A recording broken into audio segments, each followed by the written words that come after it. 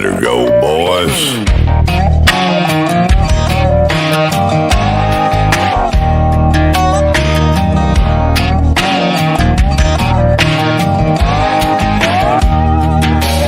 Well, I got up early on this Lord's Day with the sun peeking through the curtains. Thought I'd wait a line for a couple good hours and still make the 10 o'clock sermon. But the sky is blue and the breeze is cool and they're biting good not to mention. If I live right now, might make it somehow, but I doubt I could pay attention. I'd rather be on a day with my mind on God in the middle of His creation, in an old John boat with my zip code rod for some private conversation. There might be a few people talking bad about me when they see that I'm a missing, but I'd rather be on the lake with my mind on God than in church with my mind on fishing. Welcome back to East Sussex Explorer. I'm your host, Chuck Nelson. Previously, we talked about booking your trip, getting that all set for the season. Today, what we're going to do is we are going to dig into that and do the preparation part of it and the studying aspect that goes into the trip prior to actually going on that trip. When you're preparing for a trip, there are so many little things to take into consideration that will make your trip safe, comfortable, and ultimately the most successful trip possible. You can never be too prepared. If you think that you're over-prepared, prepare some more. What we're going to dig into is we're going to get into what to get, what to do prior to actually going on the trip, and what you'll want to do to make your fishing excursion the best it can be. What I like to say is be like you are Santa Claus and make your list and check it twice and even 3 times, and then prepare. Again, if you think that you are prepared enough, prepare some more. It will make your trip more enjoyable, particularly when you don't forget something that's important to you. The first thing I want to touch on is probably one of the most important things when you get prepared for your trip is what to get is a good map. And when I'm talking a good map, I don't mean a fishing hotspots map. Those might be popular, but I do not recommend those things unless they are the last resort and the only thing available for your body of water. That is one of the biggest things you can do, is to get a good map. Actually, if you want to call it a map, you can do that, otherwise a chart. What I like doing is I like going online, doing the research, and getting a NOAA chart for that body of water. I just got my 3-in that I have for the body of water for this summer, and this is what I'm talking about when I'm talking about a chart. You can see this little bit here. This is a big 36 by about 48 chart. It has a lot of the details. In fact, it has all of the details as far as the water depth, islands, reefs, things like that. The NOAA charts are pretty much available for all the really large water, even some of the smaller waters across the country and Canada. One thing is the U.S. bodies of water are all printed in the United States, so those are readily available. Canadian maps, the Canadian charts, what you'll end up having to do is find a place online that actually deals with the charts and get them ordered through there. They have to order them through the Canadian Hydrological Service. They used to provide access to Wisconsin, the United States companies that will actually print the maps out for them or the charts out for them and send them out. Unfortunately, now when the Canadian Hydrological Service, what they did was they are doing all the printing of the maps. If you take a look at the bottom of this map, it is in metric. Since that's what Canada uses, they use in metric.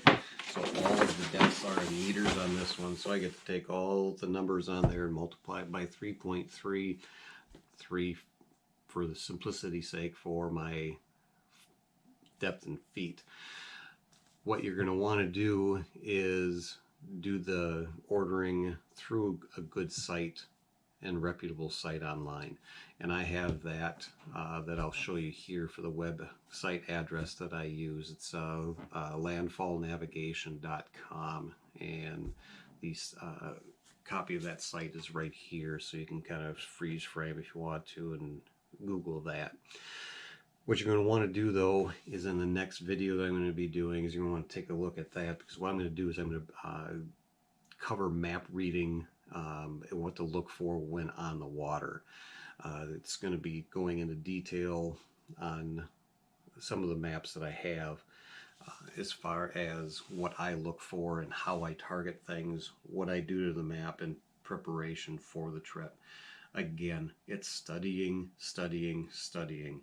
If you can get a map like this, I would highly recommend it for any of the body of waters that you're going to be on, due to the fact that these things will cut your learning curve down immensely.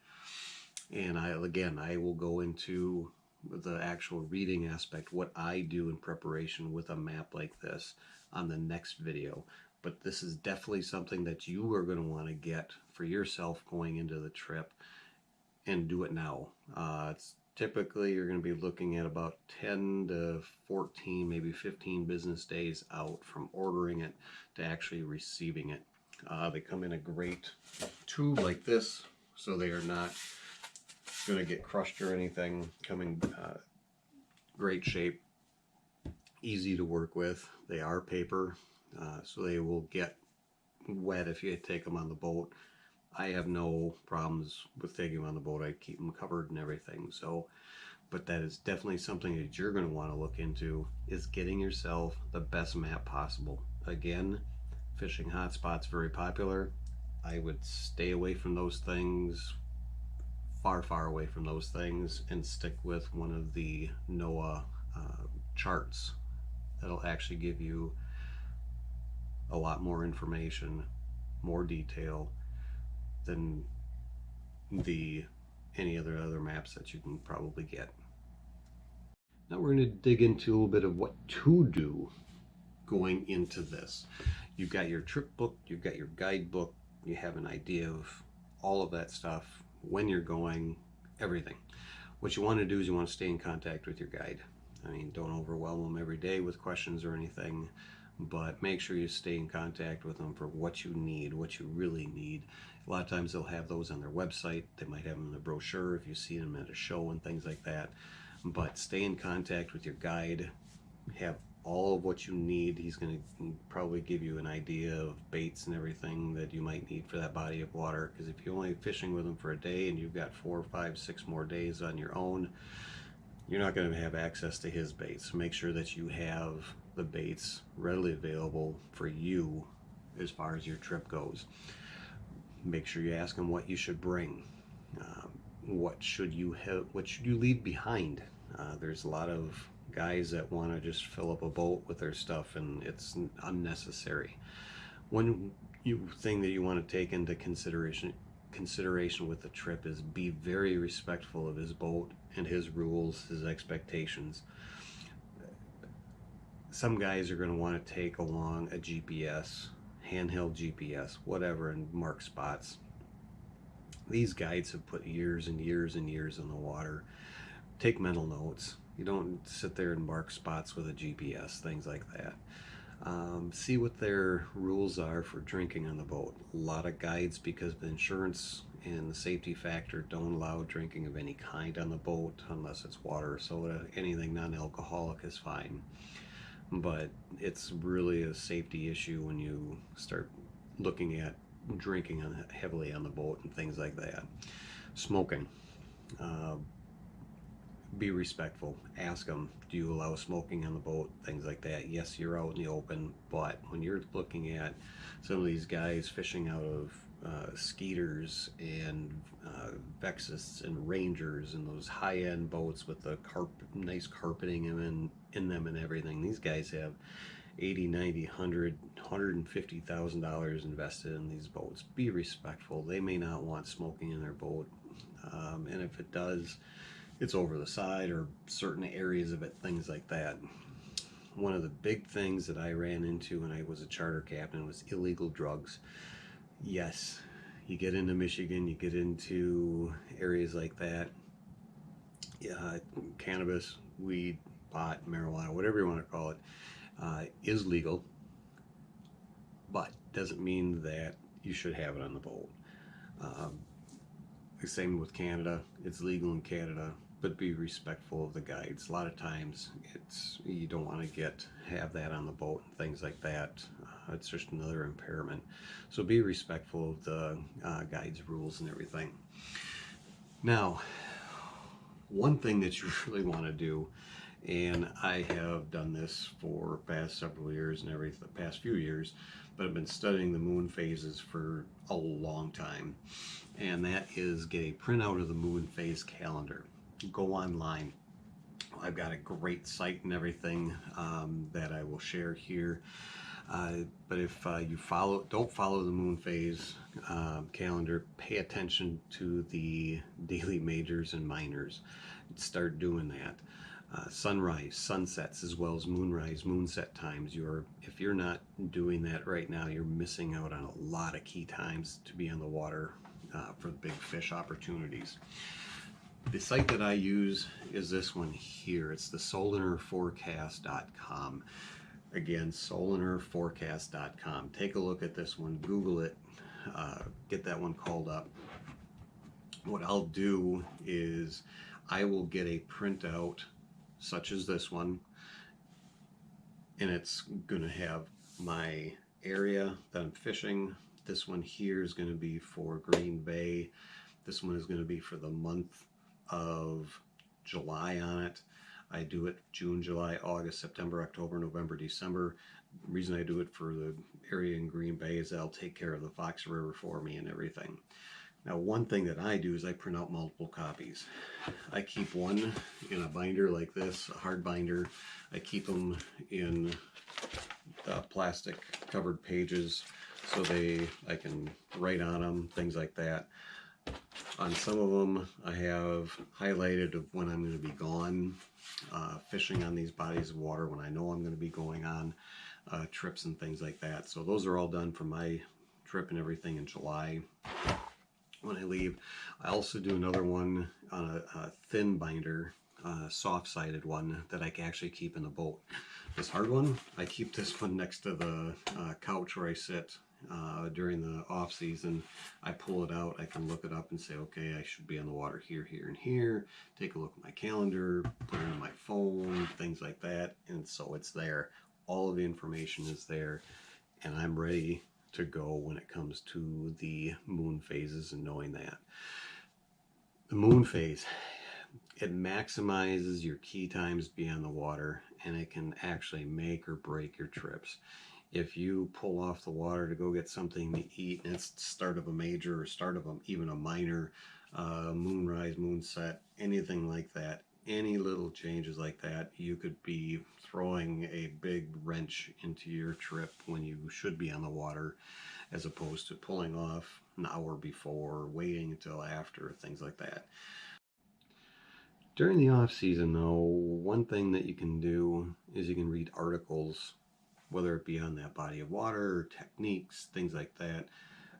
There's some great publications out there. Not as many hard copy written ones anymore. Most of them are the digital aspect of it. Musky Hunter magazine. You can still get those. Still go online, get articles there if you're interested in that. Musky Insider. That is a digital one. Look up that. Take a look at Musky Insider. They have some articles. It's not a full magazine or anything like that, but they usually will put out some pretty decent and helpful articles. If you belong to Muskies Incorporated and get the Musky magazine with your subscription or with your membership, and you will be able to get articles from there. They will have articles written by some of the big guys and everything, dealing with tips and tactics, what they do. Might be on a specific body of water, might be one that you're fishing. Who knows, but that gives you an idea. Helps pass the winter away, is the way I kind of look at it. One of the big things to do is watch YouTube videos. look up your body of water that you want to go to. You can look up people, places, things, look up musky fishing, things like that. Some of the big ones that you can get on YouTube right now is Keys Outdoors with none other than Mike Keys. Mike travels all over, doesn't tell you typically where he's going. Sometimes he does. Sometimes he tells you the body of water, but if it's a smaller one, things like that, he doesn't usually say a whole lot, but which is fine. We got to respect that. Another one, Musky Mayhem's. It's actually Mayhem's 10,000 Casts with Brad Hobby from Musky Mayhem. Definitely one that you want to take a look at. Does a good job with it and everything. Steve Heiting, former editor of Musky Hunter magazine. I mean, again, that name is synonymous with musky fishing. He has YouTube videos with musky tips. Musky Hunter TV with Jim Sarek, who he and Steve had Musky Hunter magazine. Ross and Jake from Burnin' Eights, they do a nice job in getting videos out for musky fishing on their trips and things like that. They have special guests on to talk about baits and stuff. Another one that I've kind of taken a liking to is 54 Bust with Glenn.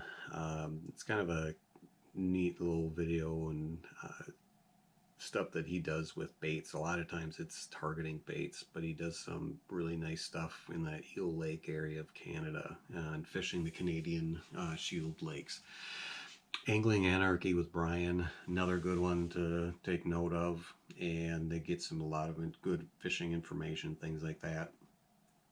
You want to come back onto YouTube and just kind of get some information on preparation, things like that. Selfish plug, Esox Explore with me.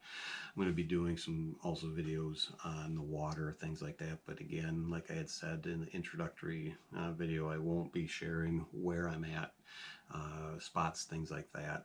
Tactics, yes. Where? I'm not going to be doing that.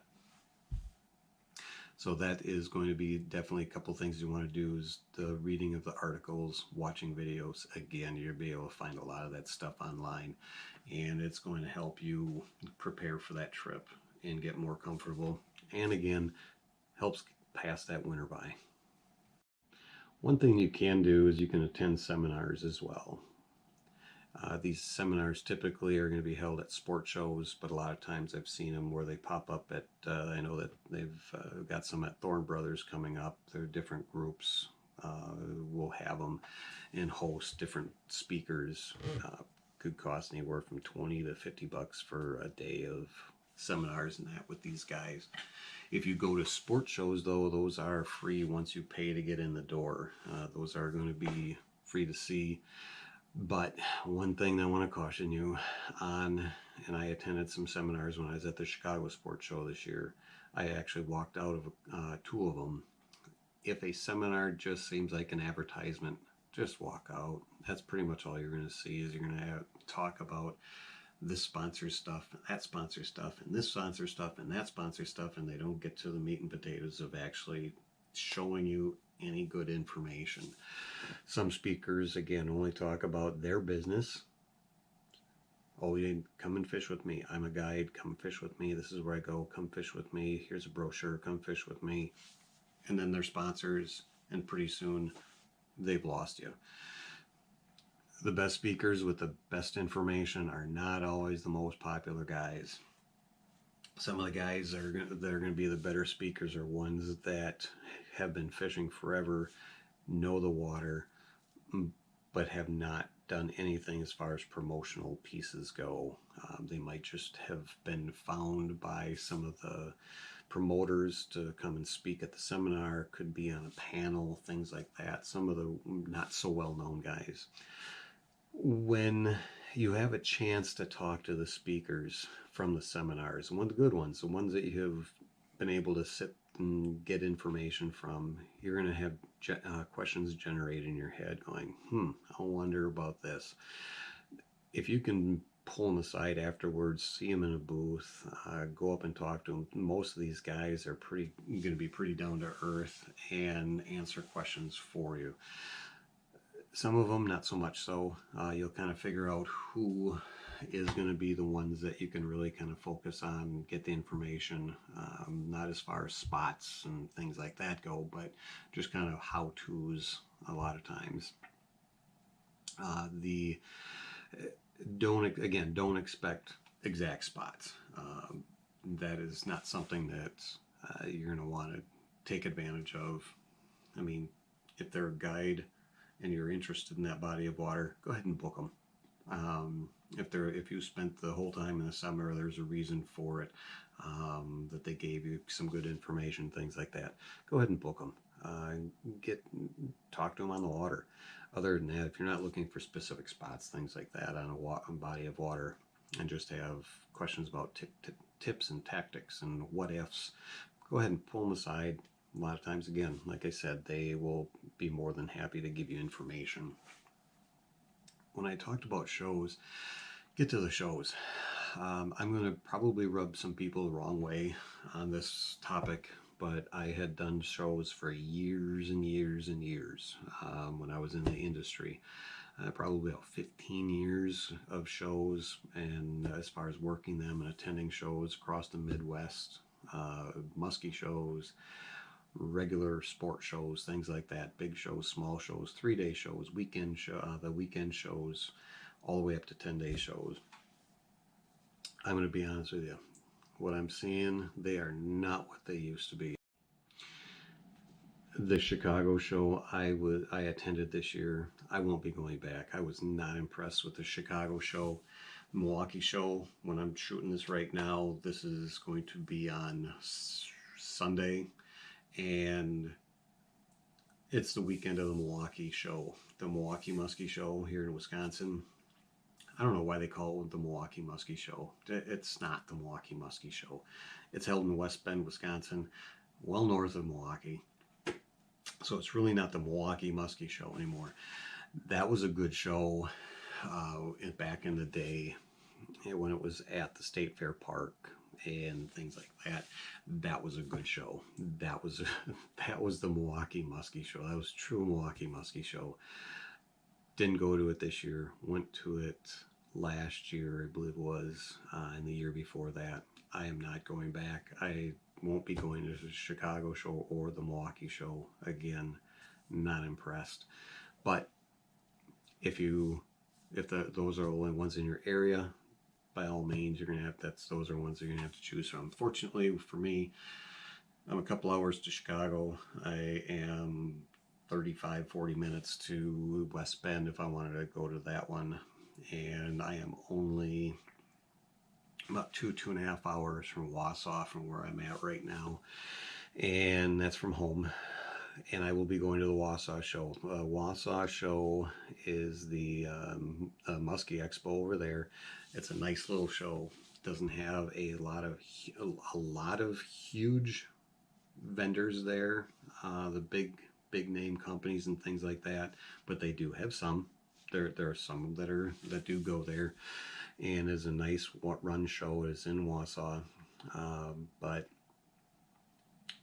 they have a lot of the smaller manufacturers where guys are looking for some of the personal made baits by the kind of, they call them the garage guys, or the smaller guys. Support those guys. They have some really good stuff out there, but they do have some of the bigger companies there in Wausau, and that's one I will be going to, and that is held the middle of March this year, and I will be at that one on Saturday all day.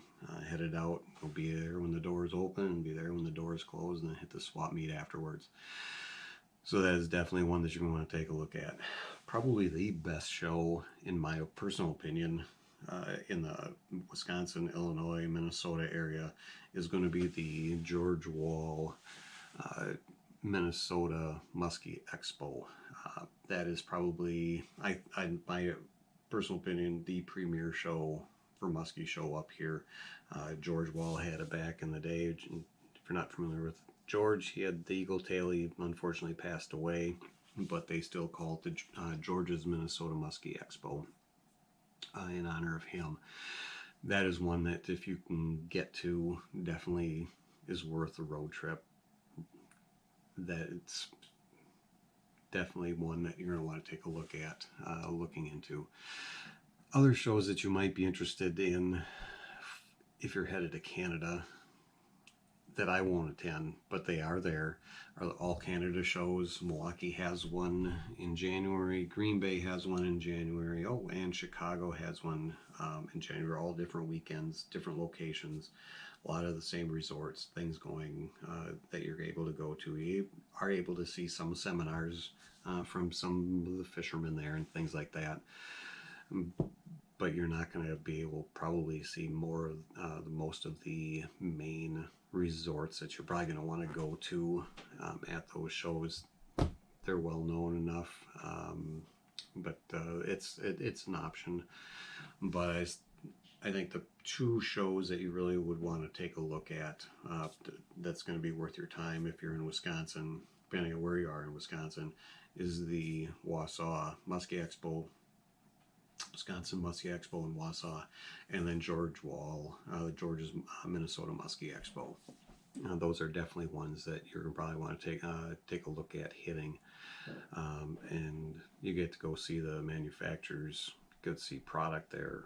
A lot of the retailers, the big retailers. I think Reed's does them. Thorne Brothers, I know, is there.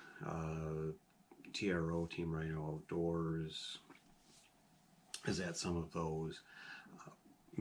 Those are the ones that you're going to probably want to take a look at going to.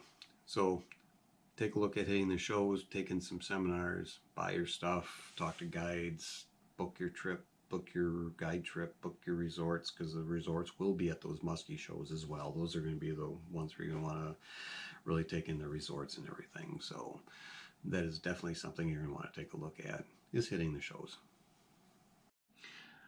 I had said before that you want to be like Santa and make your list and check it twice and even 3 times. Well, I want to touch base on what I really mean with that. When you are going to a resort, not all resorts are created equal. Make sure you're checking with the resort if you're staying in one of their cabins, what they provide, what you need to bring, whether you need to bring linens and washcloths and towels and things like that, or if that's all provided. So some resorts have that, some don't. So make sure that you know. If you're staying in the cabin and everything, they should supply all the cooking materials. But again, just make sure that you are aware of what they have and what they are providing for you. One thing you also want to do is take a look at where you're going. Are you going to Canada? If you are, be careful of what you take across the border. Have an idea. Start making a list as far as what you want to bring, what you guys are going to want to eat. Talk to your group. If you're going with one other person, 2, 3, 4 guys, whatever it is, find out what likes and dislikes and things like that. But if you're crossing the border, be careful. You cannot take the following items across the Canadian border: raw eggs, any uncooked meat, raw food, fruits and vegetables, and milk. None of those can be taken across the border into Canada. You're going to need to buy those on the other side. So again, raw eggs, uncooked meat, fruits and vegetables, and milk. Take a look at canned potatoes, canned veggies. One thing that I like, kind of may sound weird, but I like taking Spam with me. Easy to do. I'm a huge sardine fan, so I take cans and cans of sardines with me. But take a look at doing that. Any snack sticks, beef sticks, things like that. We have Old Wisconsin, Sheboygan. I go and I get big bags of the snack sticks, and I'll get a couple of those for the week. Any chips, things like that. Me, big pork rind person, so I'm going to be make sure that I have all of that stuff with me. But take a look at your snacks. Make sure that you're checking to see how much beer and alcohol you can take across per person if you're going into Canada. You are limited to the quantities that you can take in until you have to pay a duty. Then it's going to end up being cheaper probably just to buy a lot of the extra stuff on the other side. And same goes with tobacco products. Don't take too much. And I think you can take like a carton of cigarettes or things, something like that. And there's a certain amount of alcohol or beer that you can take in. And again, don't try crossing the border with any cannabis products or anything like that. If you get pulled over and just for a random check and they throw a dog on your stuff and they find it, yeah, you're going to be in some world of hurt. If you really need that stuff, wait, find a dispensary in the Canadian side and go do your thing there. But don't try to take anything like that across. If you're like me, I tend to wherever I go, I have a list that I make since I take everything with me that I need. I can't rely on a resort to provide me linens and towels and washcloths and cooking supplies and things like that. I am very self-sufficient when it comes to my campsite and things like that. How I stay. This year again, it's going to be 3 straight weeks that I'm going away from home. So I'm going to have to pack for at least 2 weeks and then stop and get some things to replenish some things. But I make sure that I have all my fishing stuff, my personal items, my clothes, my stuff for the boat, and I do that in a certain way. Let's take a look here. This is what I do with mine, and I actually developed a spreadsheet where I'm able to go through and I adjust it, whether I'm going to Lake Erie walleye fishing or whether I'm going to Green Bay or whether I'm going to Canada, things like that, how long I'm going. But if you take a look at this list, I have that whole section of the personal items and fishing items, clothes I'm going to take, my boat items, things I need for camping that and such, and then the food stuff that I'm going to be taking. I also, what I do is I will kind of develop a menu, shall we say, of what I'm going to eat for the week. So if you really take a look at this list, you can stop the video, kind of take a look at what I do, what I lay out. It seems extensive. It seems kind of a waste of time, but when I get camping and I get back and I'm out there and I'm getting set and I'm done with my trip and I don't forget anything, I thank this list. And I actually have to thank my wife for this because she got me making lists like this out all the time now. And I don't forget anything typically when I go camping. I add to the list, I take things off. This is going to be my list that you see here is going to be for my 3-week trip this summer. That's why I have quantities on there for some of the food items. Some of the things, yes, I'm going to have to replenish. I don't want to take a whole bunch of bread along during the summer, have it sit out and go bad. So I'm going to take enough for that a period of time, then find a store. I have some areas where I can go in, grab a couple little supplies like that, paying a little bit more money for some of the stuff, but hey, I'd rather do that than have stuff go bad on me. But I will go ahead and I have some things that I need to replenish, like I said. But that is going to be one thing you want to do is you want to see if you can develop a list like this. Then I actually have another list of things that I will possibly need to pick up after 2 weeks or even a week and a half, but I keep an eyeball on my supplies. One thing I'm going to show you right now is let's take a look at what my campsite looks like with it in the tent and everything. Here's a little video that I had shot kind of as a show you what my inside of my tent looks like and everything. Well, you can see the bed. It's a queen size air mattress. It's a queen size cot. I like to be comfortable when I'm there. When you are on the water for 14 to 18 hours a day, you want to come back and you want to get a good night's sleep. You don't want to be uncomfortable with sleeping. I have that little plastic table there next to the bed. I set my phone on for charging. If you take a look in there, yes, that is a refrigerator. That is a refrigerator I take. That actually gets hauled in the boat, gets bungeed into place, and I take that in the boat. I don't want to have to worry about packing a big cooler, worrying about ice, things like that. All my tents, sites that I get, all my camping sites has electricity. They all have electricity, so I have that. Yes, that is a coffee maker there. I need my 8, 10, 12 cups of coffee for the day. Usually it's a good pot before I leave the, the site in the morning.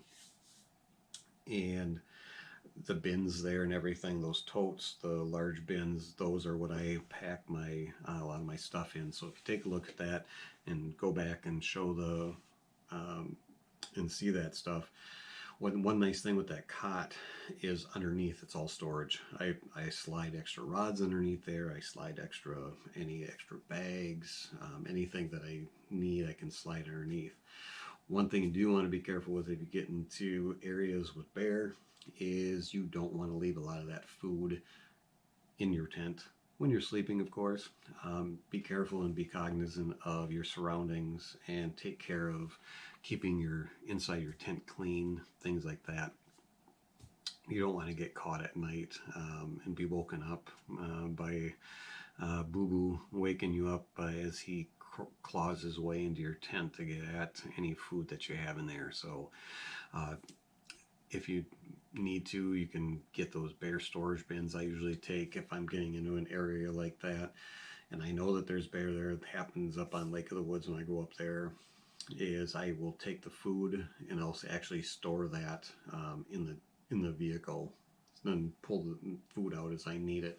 But the one thing that you didn't see in here is I also have a canopy set up, and I'm able to put up sides on that, and I'll keep my refrigerator outside when I get into bear areas, and then I put scent and stuff like that out that kind of helps detract bears and everything for the area. But take a look at this list, something that you may want to take a look at if you're tenting it, things like that. Put together a list for whether you're tenting it or staying in a cabin at a resort, of things that you need. Break it down, and that way when you pack you can check it off and say, oh, yep, oh, I forgot that. Boom, you're ready to go. Now just wrap things up. When I said prepare, I wasn't kidding. If you are go into your trip and you have done your due diligence and you are fully prepared, you're going to probably forget something. Do I forget something? Typically nothing major anymore because of these lists and everything that you've seen.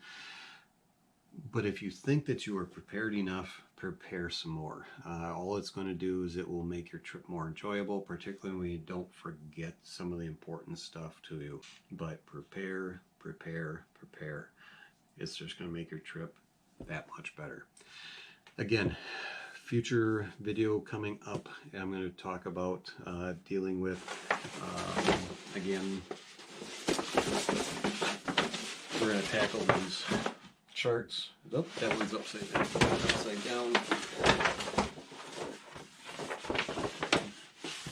This is one of 3 that I'm going to be tackling and showing what I do as far as preparing for the trip.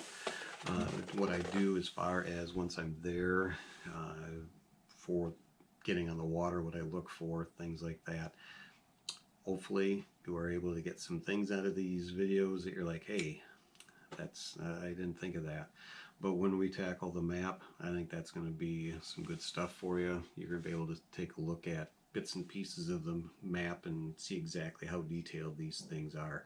Again, maps, charts, when you go online to look at those websites, which I will share also at the end here. Again, some of the main stuff, I'll put some of those that information up on other slides, so you don't have to go back and everything. You can kind of quick reference there, and it's gonna just help fill up the end music part of it, of the song that I like. So, but coming up here, the next video is going to be dealing with the map aspect. Again, until next time, have a good one. Hopefully you're preparing for that trip. Hopefully it's all booked and everything, and that open water and that season can't come soon enough. Have a good one.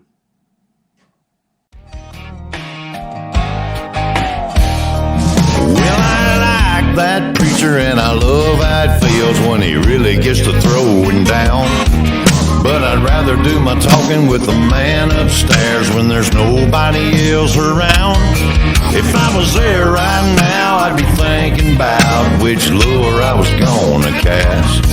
And he don't need another fool sitting in that pew, dreaming about a 10-pound bass.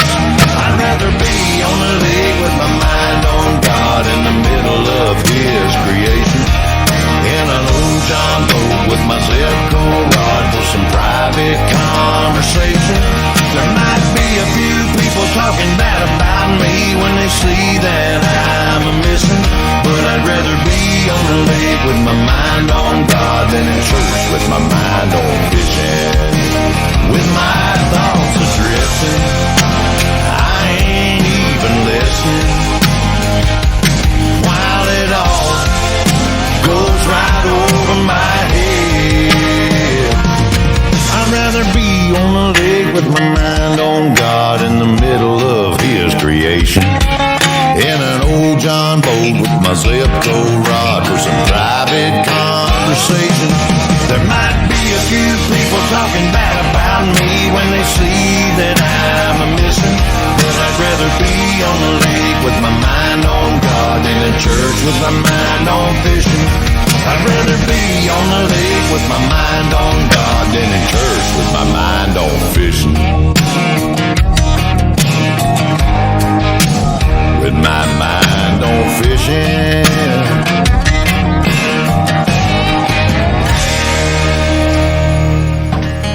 Missed a good sermon this morning. I don't blame you.